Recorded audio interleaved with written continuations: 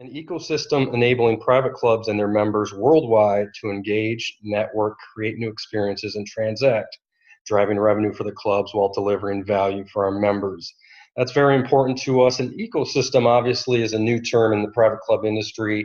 The world is obviously an ecosystem where there's humans and plants and insects and animals all working together for the greater good to survive with one another. And we want to create an ecosystem in the private club industry where we're bringing the club along with their members to interact with lifestyle brands that they already have in their life, along with corporations who could help clubs in many ways, especially in the private event or outside event area. We want to create an ecosystem where we can bring as many people together in this industry and again create those new experiences, network, engage, and transact.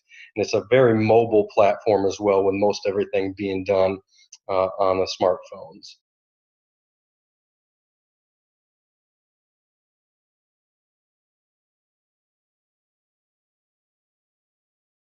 And so we've reached our final pain point out there, but it's something that unfortunately is a true reality for many of our clubs. Reduced membership value. Just again, it could be many things out there, and we'll touch that base on those on the next slide. But what happens if in the case of if I don't save a member and they end up leaving? What does that cost the club? It could be an equity refund that you might owe them back, which could be a substantial amount for some clubs. Certainly the annual dues is lost at that point, which is such a huge driver to us.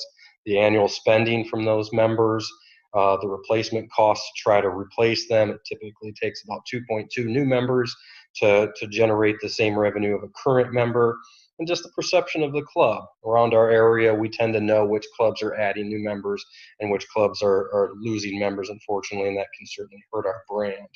So for me, when I again worked in Chicago, I calculated this out as an average of the 3 clubs I was at, and that was typically around $17,500 value of a current member staying at the club per year. And for many of you on this call, it would probably be a more substantial number than even that.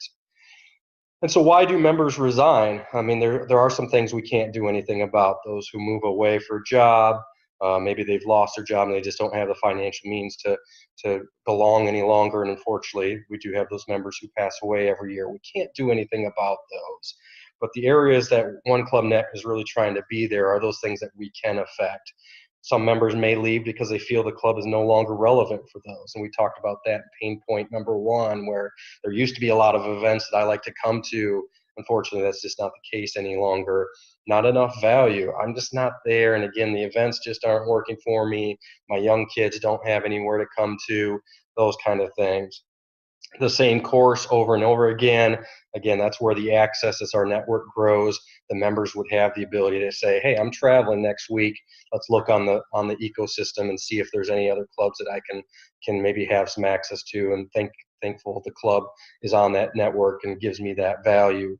The same events as we talked about in number 2 with the pain point number 2, and just the fun value has gone. We want to try to bring that back with the things that we have that we can help you with the brand partnerships and bringing those brands in and livening up the events in place.